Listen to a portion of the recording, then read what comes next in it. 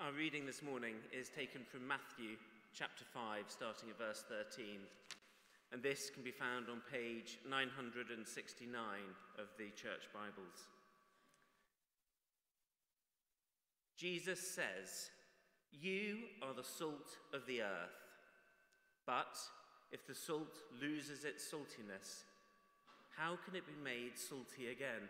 It is no longer good for anything except to be thrown out and trampled underfoot.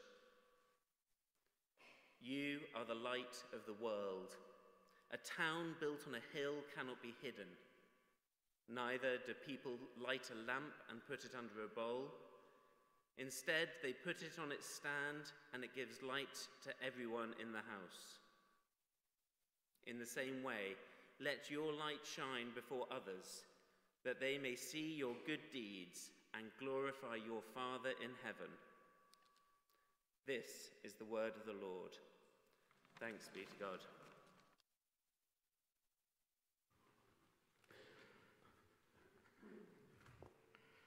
Very well, welcome everyone. It's really good to see you here again. Welcome again to those who are watching us online, our live stream, our sermons. You were Reading Network, and we're going to go live streaming the whole service at the end of March, and you'll read a network about that. And if you've got any issues or whatever, please come and see me or Naomi or Mark Clayton, and we can, if you've got any questions, we can answer that. I would just say one thing, about being in camera shot. Mark, are you on camera today? Or was it someone else? I think it might be someone else. Anyway, don't sit down here. Oh, Mark's up there. He is up there. If you sit down here in these front rows and then you come forward, Mark gets very cross because I sit down here and I come forward and I stick my hand in the air because I'm praising, and then I ruin his camera shot down here.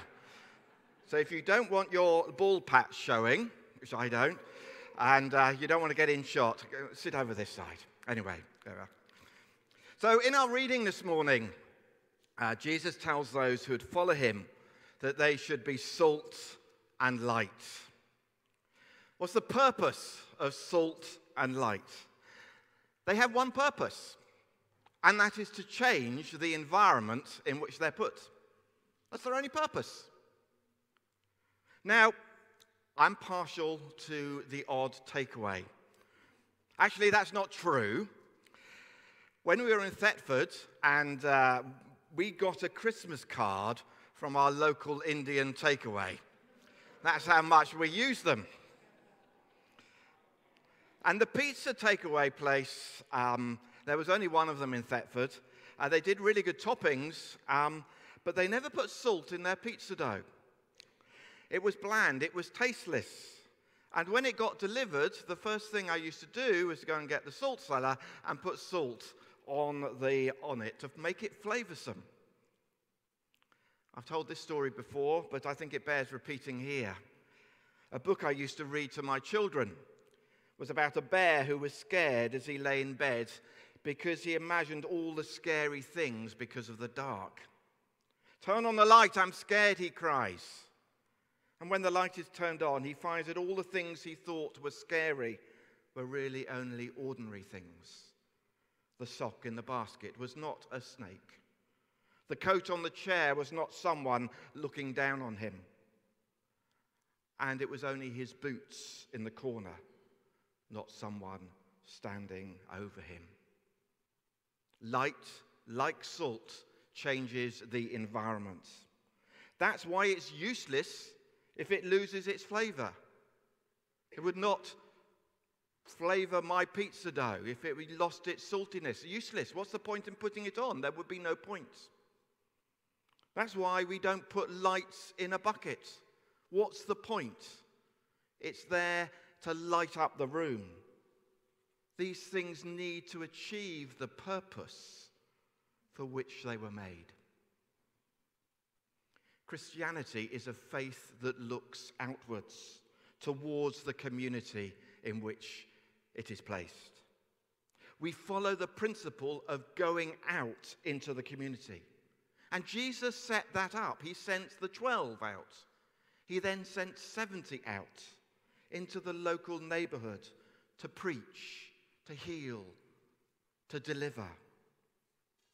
So we seek to be salt and light, affecting the environment in which we are based.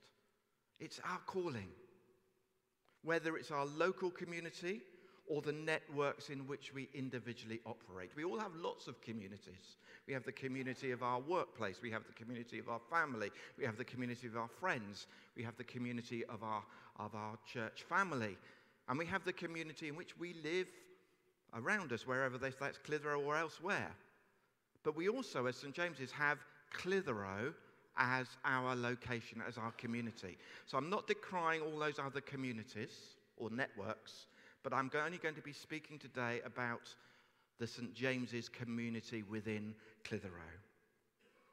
Called to be salt and light, affecting the people and the environment around us. Have you ever wondered why there's so many Anglican churches?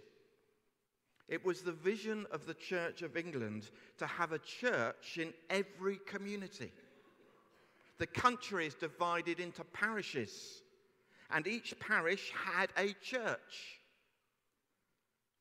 Now we're in a different context now, and I can see Reverend Norman Iverson looking at me and thinking about church planting and all sorts of things. And yes, we could talk about that, but we're not going to. We could talk about redundant churches, and should we still have all these buildings? Yes, we could talk about that. But actually, the principle of having a church is the principle of salt and light in every community, to be a presence. We've got a message to proclaim. Jesus' commission to his followers was to make disciples of all nations, Matthew 28. An Archbishop of Canterbury called Temple said this: "The church is the only society on earth that exists for the benefit of non-members." Now, I had to look at that quote quite carefully to get it right, because, to be honest, I wanted to put an adverb in. I thought it said this: "The church is the only society on earth that primarily exists." So it sort of exists for me, but it doesn't say that. We don't put the adverb in. That's not what Temple said. We don't put primarily or mostly or largely. No, the church exists for the community in which it is placed, for its non-members. Over the last few weeks, we may have been in danger of being self-focused in our values. Relationships, growth, generosity, service are values that are individual. They are values that we want to build within this community, our church fellowship, as well. We want to live by those as we relate to one another. But the purpose of those values is not to make us feel good, although I hope it does. The purpose of these values is transformation. To be better in relationships, to grow, to be more generous, to serve better. It's about transformation in me for you. And as I am transformed, so therefore I transform those around me. We are placed in this community. If God loves the whole world, like he said, for God loved the world so much that he gave his only Son. If he loves the whole world, then he loves Clitheroe, and that's where we're based. He wants Clitheroe to come to a knowledge of him, because knowing him brings fullness and freedom. So, if that's true, then God has called us to value our community around us and love them with the love God has for us.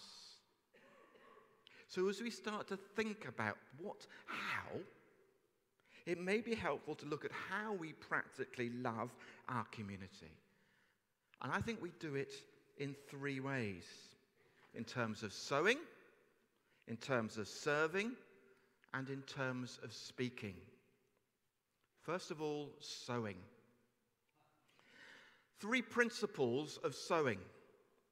The sower and the reaper isn't necessarily the same person. You have a sower and you have a reaper. They may not be the same person. As I go through this, you'll understand how that relates. The sower isn't responsible for the growth of the seed. They are a sower. That's all they do. They're not responsible for what the seed does when it gets into the ground. That's not their responsibility. Thirdly, a reaping follows a sowing. A reaping follows a sowing. Much can happen, absolutely, to the soil after the seed is sown. And we talked about tending the soil of our faith and all that. We just hold that there. Yes, there are environmental things that affect it all, absolutely. But we're called to be sowers. So how do we sow here at St. James's? What are the sowing activities we do? Carols at the castle, Love Clitheroe barbecue, are sowing into our community. Our ministry to St. James's School and all that we do down there is sowing into our community. What a privilege we have in some of the secondary schools. I, this week, was invited to teach some of the RE syllabus at Ribblesdale School. So they come here and they talk about faith and whatever, and they don't understand, teachers don't understand what is a justification, what is sacrifice, what the cross was for. So they've invited me to go and teach. Wow, what a privilege. It's a sowing. I just sow it. Last week, the Grand, in partnership with local Christians, went, as they do regularly, into Boland School to take an RE day. A whole day with a year group, talking about the Christian viewpoint on some big issues and the opportunity to give personal faith testimony. Wow, what an opportunity to sow. Sowing. In our church schools, in St. James's School, in St. Wilfrid's School, in St. Christopher's, and going and doing assemblies of worship there too. We're sowing, we're having the privilege of sowing into people's lives. The employment of our youth pastor and our children's and family worker is a sowing into our community. Relationships are built. Don't skip over the youth page in our network magazine. Oh, it's not for me. It tells stories of young people who are engaging with God.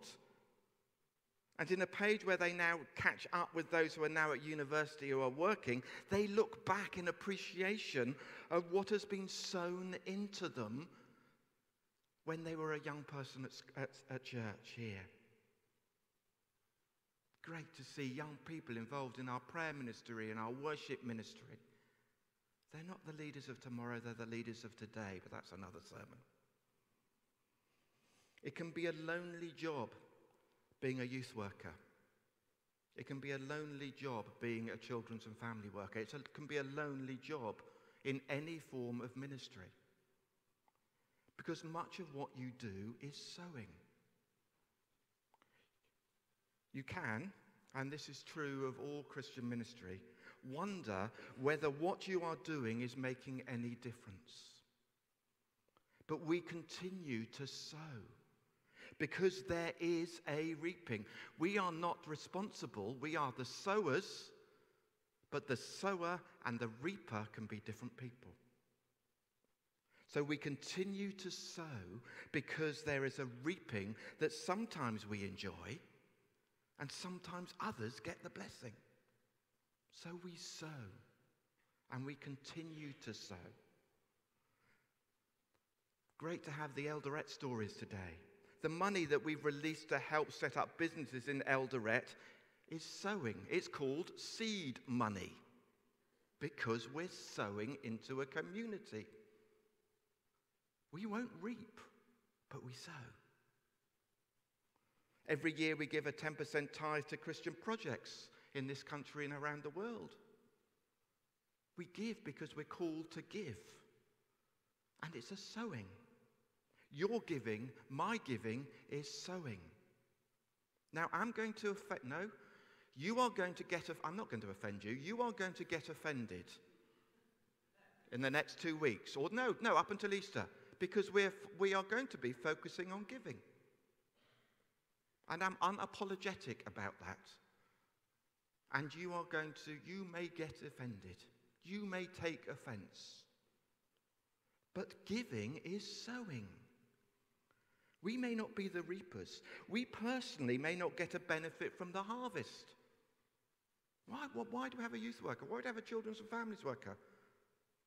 I'm whatever I am. I'm not getting a benefit from it, but I'm sowing. I'm sowing in my giving. Reaping cannot happen if there hasn't been a sowing. It's impossible. Impossible for a reap without a sow. Prayer is a sowing activity. I hope we're praying individually and in small groups, but what about corporately? Yesterday, 5 of us gathered here around the cross here just for an hour to pray. To pray God's kingdom. Why? Because it's sowing. Prayer is sowing. In Holy Week, we're having a week of prayer. Why? Because we're called to sow. The Bible says that the sower sows the seed, but the Lord provides the growth.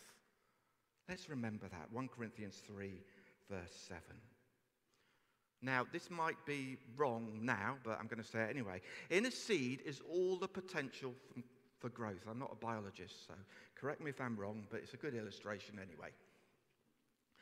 In these days of genetic modification, this may not be true, but certainly when the illustration of sowing was used in Scripture, this was true. When they used their illustration, their understanding was that you could not do anything to the seed to change it, to make it grow quicker, better, stronger. Their job was just to sow the seed and let the potential that was already in the seed, there is a plant already in a seed, isn't there? It's all there. To let the potential that was in the seed to come to fruit. Just to sow. In the same way, we sow seed into our community. I was talking to someone today. Perhaps it was a light bulb moment anyway. And we were talking about how much we invest in the community, talking a bit about carols at the castle, barbecue and things like that. And it's very easy to look at things like that and say, well, what's the fruit? What's the effect of that? Is it wise investment? What are we getting from it? And I just said to the person who was in front of me, our job is not to pick fruit, it's to sow seed. And in our day and age, we are very much about targets, aren't we? You know that. It's target for this, target for that, target for the other. And I'm afraid it's creeping into the church too. Targets, targets, targets. Value for money. When I was looking for an image for this slide, all I could find on Google Images, or mostly what you find, and you can check this, is a picture of sowing. If you put sowing in, you'll see a hand with seeds, and they're sowing it very carefully in a line. Why? Because we want to get efficiency. That's the most efficient way to sow. But that's not the biblical way. That's not what we do as Christians. And I found it really difficult to find this picture. We fling seed in abandonment, in generosity, not knowing the outcome because it's not ours to reap. It may be, but not maybe. And it's not ours to grow. It's God's brings the growth. And so we fling the seed. It's a sad picture of how we see sowing the kingdom, isn't it? To see it as a line. Even we are affected by targets. What are we going to get for this? What difference will it make? What good will it do? We're called to be generous in our sowing. I can think back to those who sowed into me, and I'm sure you can too. Those people who sowed into you spiritually. Maybe being a youth group leader, a Sunday school teacher, maybe someone at work. Just think about it. Just spend 10 seconds thinking about the people who sowed into your spiritual life. I can think of people who prayed for me, who gave for the ministry that I was under, who ministered to me, who taught me, who modeled faith to me. And that sowing has made me the person I am today. Those people who sowed don't know where I am today. They're in the past. Well, I did get a letter from someone the other week, which was great. Those people haven't benefited from any fruit of their plant, of their sowing. But others do. We are sowers into our community because whether we benefit or not, there will be a harvest because reaping follows sowing. Now that was a very long first point, and I will say the next 2 points are much shorter. So, the second thing we do is to serve our community. We serve. As I look back on my ministry in this town, which is now 15 and a half years, the most significant thing that brought about unity in the churches across the town, brought about a sense of mission, that making Jesus known bit, that brought about growth in numbers of people coming to faith and depth of faith in St. James's, and I don't know evidence in other churches. But the most significant thing that happened was the establishing of the food bank. From then, that was a very, very significant thing in our town's life because we started to look outside of ourselves. Now, it's terrible that food banks exist, and I pray that we would see their demise. However, reaching out in service in meeting real needs in our community has been a catalyst for change. The Ministry of Christians Against Poverty, the employment of a CAP worker, at the moment Graham, is about serving our community. Going out there for the people who are racked in debt and crucified and I don't see a way out. To bring hope and relief and a way to budget. The ministry of TLG, going into our schools to work with those children and young people who are at risk of disengaging, is serving our community. We're there. We're meeting needs. Being able to support the Gateway Affordable Counselling Service is about serving our community. Supporting and praying for the other things that go on. The Cookery Club, the English classes for refugees, the recently launched Art Club, all run by our brothers and sisters in other churches, is serving our community. Partnering with the things that the Grand are doing. Certainly with schools work we do. Is partnering and serving the community. And as we serve and reach out with generosity, we earn the right to speak into the lives of those we are serving about the hope that is in us. St. Francis of Assisi said this: preach the gospel at all times, when necessary, use words. We sow and we serve. But the third way we reach out our community is by speaking. For those of us who have been in church a long time, it can sometimes be difficult to understand why people don't just come to church like they used to. We're in a different context. We cannot expect people to come anymore just to come to church. But I believe if you do church well, they will come. But to carry on doing the things we've always done in the vague hope people will come is just not on. Nor can we just sow and serve our community. We have to speak the gospel, to tell the good news of Jesus Christ, the significance of his death and resurrection, his promise of fullness of life. So we need to be invitational people.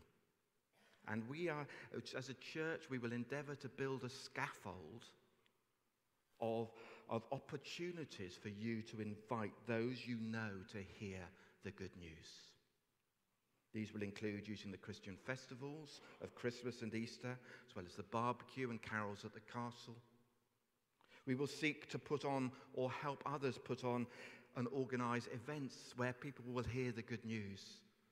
One of our members is putting on a sports evening and inviting others to come, and there'll be an evangelistic message there.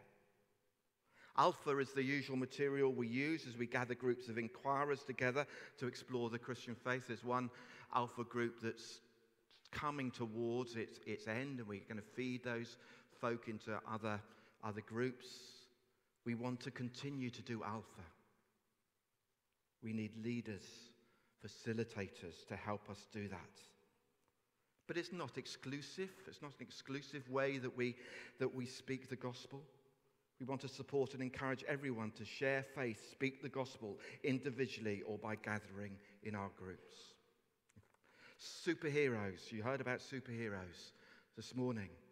A monthly families event endeavors to speak the gospel in a culturally relevant way to those who don't come on a Sunday, who haven't got the Christian language that we may have. Rockin does the same with children on a weekly basis, speaking the gospel. We have a community around us that we should value because God does. We have a community around us that matters to God. We have a community around us that we are called to sow into, to serve in, and to speak to. But I want to finish with this slide. And I want to finish this whole series, actually. We're coming to the end of our series on values. 2 more weeks of something of vision and dedication. But I'm sure we'll come back to values. Now, I'm never quite sure what this is, whether it's our mission statement, our purpose, or our vision. But anyway, it doesn't matter. To know Jesus and to make Jesus known. That's why we're here. That's why we're here. To know Jesus and make Jesus known. And down the bottom there, we do it through connecting to God individually. And as we connect to God, we'll be changing with God. And as we change with God, we'll be transforming for God. That's how that works together. But it's all about Jesus. You see, this is all about Jesus. Without a revelation of Jesus, we are just doing works. Good works, but works.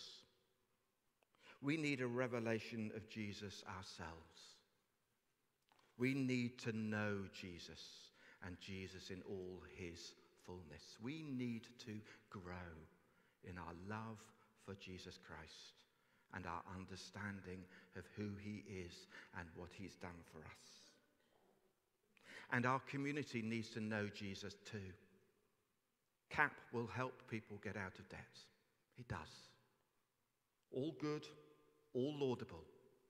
But without a revelation of Jesus, lives, communities may be helped, but they'll never be transformed. To know Jesus and to make Jesus known. Our calling is a high one. Our future is a certain one. And our hope is an eternal one. As we seek to sow the gospel, to serve with the gospel, and to speak the gospel of the good news of Jesus and proclaim him as Lord and Saviour. Would you please stand?